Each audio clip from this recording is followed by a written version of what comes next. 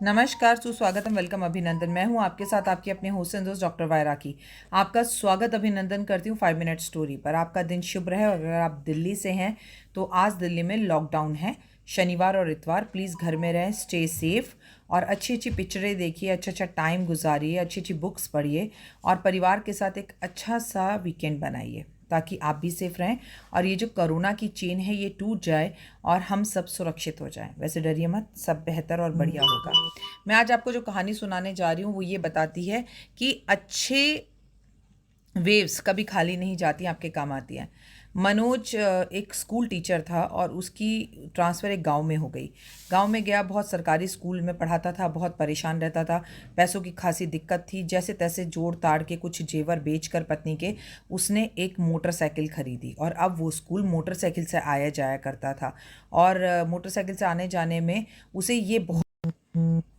ये बहुत अच्छे से पता था कि पैदल चलने का दर्द क्या होता है, क्योंकि जब उसके पास मोटरसाइकिल नहीं थी तब वो पैदल चलता था। तो उसकी एक खासियत थी, जब भी वो अपने स्कूल से निकलता, कोई सर या टीचर या कोई बच्चा या कोई मैडम कोई भी अगर निकल रहा होता तो उसको कहता, आप मेरी बाइक पर बैठ जाइए, मैं आपको छोड़ दूंगा। दूध वाले को, सब्जी वाले को, अखबार वाले को, वो अक्सर सबको लिफ्ट दिया करता था। ये उसकी नेचर थी। इस वजह से सब उसे मास्टर साहब कहा करते थे। एक दिन एक लड़के ने सुनसान गांव के बीच में से निकलते हुए उसे रोका और रिवॉल्वर उसकी कनपट्टी पर रख दिया और बोला कि ये बाइक मुझे दे दो। उसने बोला, भाई ये बाइक तुम ले जाओ, लेकिन एक बात हमेशा याद रखना कि कभी किसी को मत बताना कि इस रास्ते पर बाइक में तुमने लिफ्ट ली थी और उसके बाद किसी को धोखा दिया, वरना पैदल चलने का दर्द बहुत होता है। कोई भी किसी को जो है गलती से भी लिफ्ट नहीं देगा। उसने सोचा ये आदमी पागल है, इसका दिमाग खराब है। एक बार तो उसने सोचा सज्जन आदमी है, उसकी बाइक वापस कर दूं, लेकिन चोर था, उसने कहा मुझे भी तो अपना पेट भरना है और वो बाइक लेकर चला गया। अगले दिन अगले दिन सुबह जब मास्टर जी उठे तो उन्हें स्कूल जाना था। वो बड़े परेशान सोच रहे थे, उफ फिर से पैदल जाना पड़ेगा और मुझे आधा घंटा पहले निकलना पड़ेगा। ज़िंदगी वहीं से शुरू हो गई। अब तो बीबी के जेवर भी नहीं है, बेचूंगा कहाँ से और कहाँ से दोबारा बाइक लेके आऊँगा। इस तरह की कश्मकश उनके दिल में चल रही थी। वो सोच ही रहे थे कि उन्होंने बाहर जाकर देखा तो खेतों में उनकी मोटरसाइकिल खड़ी हुई थी और उसके ऊपर एक कागज़ लिखा हुआ था और उस पर लिखा था, माफ़ कर दो मास्टर साहब, ये तो मोटरसाइकिल नहीं, अमिताभ बच्चन है। तो उस आदमी को बड़ी हैरानगी हुई। कह रहा है, मैं इस बाइक को जहाँ जहाँ लेकर गया मैं इस बाइक के अंदर हवा डलवाने गया तो मुझसे हवा डालने वाला बोलता है, अरे ये तो मास्टर जी की बाइक है, तुम्हारे पास कैसे आई?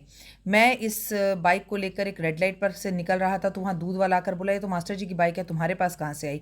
मैं एक स्कूल के सामने से निकल रहा था और स्कूल के एक विद्यार्थी को ये बाइक बेचने की कोशिश कर रहा था तो उसने बोला, ये तो मेरे ही स्कूल के मास्टर जी की बाइक है, तुम्हारे पास कहाँ से आई?